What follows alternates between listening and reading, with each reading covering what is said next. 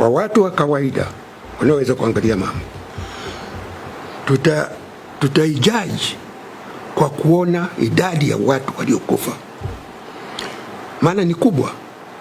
Na ukiona kwa miaka kama miwili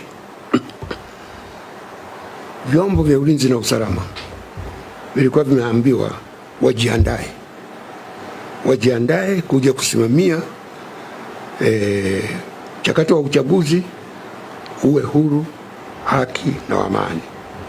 Kwa hiyo watu waliasumu vyombo hivi vimejiandaa kuja, kama kikitokea chochote wamejiandaa. Sasa tunajiuliza, walijiandaa vipi? Walijiandaa kwa bunduki na risasi, kwa sababu ndio wametumia zaidi. Nini waliandaa? Na hiyo ndio inatakiwa kuweza kujaji kama nguvu iliyotumika kwamba inafanana na mazingira.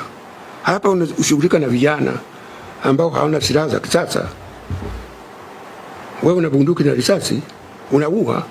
Sasa watangaze, ndio tunaweza kuamua kama kweli nguvu iliyotumika ilistahili. Mimi nadhani hali ni tofauti, maana unaona waliouawa, ukiangalia vita ya Kagera, vijana wetu waliouawa na adui,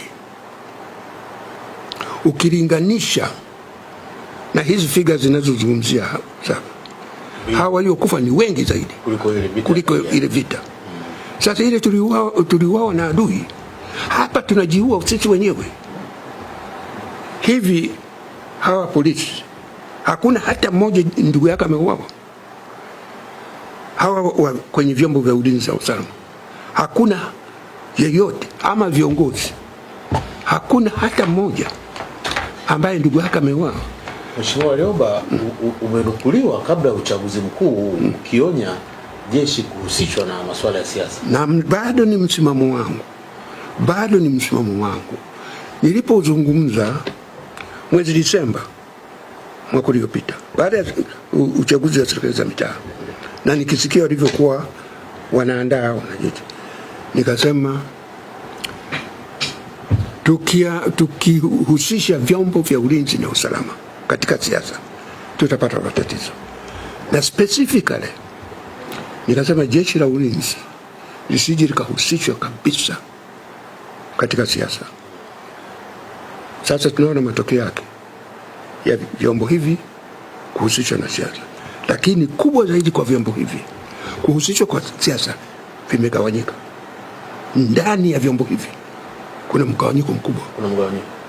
Mimi walikuwa wananiambia kwamba kuna mgawanyiko ndani ya polisi, walikuwa zaidi wanazungumza juu ya polisi. Mimi sikuamini sana ulivyoona. Lakini siku moja mwezi Septemba nimetoka hapa na kwenda ofisini kwangu. Nimefika pale St. Peters kwenye mataa yale. Pale kulikuwa na askari wawili wa traffic wanaongoza magari. Sasa wakati tunapiga kona, unakwenda kwa taratibu, askari wale wakaniona, watu wawili wakapiga saluti, yani mmoja akatoa ishara tusimame. Kwa hiyo nikamwambia driver wangu, tunapiga kona pale, tafute mahali apark. Kwa wale wanaofahamu mahali pale St. Peters, ukipiga kona ile unaingia Hele Sarasi, pembeni pale kuna watu wanafanya kazi ya kuuza maua.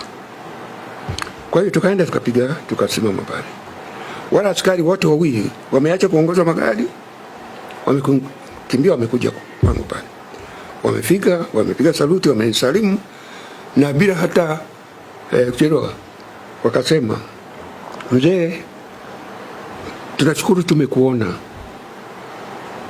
tunaomba msaada wenu nyinyi wazee.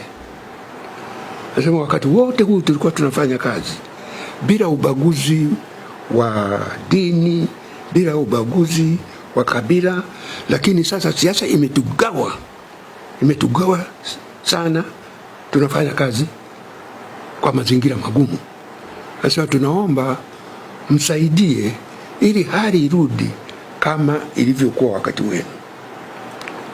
Na wanazungumza ndani ya gari na driver wangu na msaidizi wangu, na pembeni pale kuna watu wanauza maua, wote wanasikia.